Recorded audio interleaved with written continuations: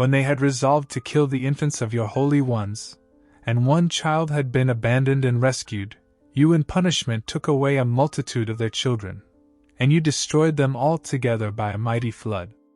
That night was made known beforehand to our ancestors, so that they might rejoice in sure knowledge of the oaths in which they trusted. The deliverance of the righteous and the destruction of their enemies were expected by your people. For by the same means by which you punished our enemies you called us to yourself and glorified us. For in secret the holy children of good people offered sacrifices, and with one accord agreed to the divine law, so that the saints would share alike the same things, both blessings and dangers, and already they were singing the praises of the ancestors. But the discordant cry of their enemies echoed back, and their piteous lament for their children was spread abroad. The slave was punished with the same penalty as the master, and the commoner suffered the same loss as the king. And they all together, by the one form of death, had corpses too many to count.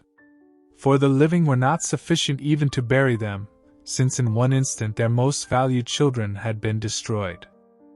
For though they had disbelieved everything because of their magic arts, yet, when their firstborn were destroyed, they acknowledged your people to be God's child.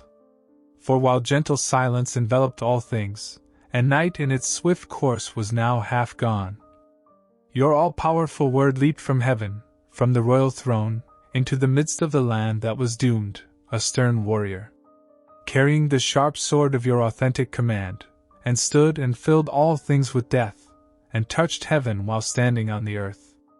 Then at once apparitions and dreadful dreams greatly troubled them, and unexpected fears assailed them. And one here and another there, hurled down half dead, made known why they were dying. For the dreams that disturbed them forewarned them of this, so that they might not perish without knowing why they suffered.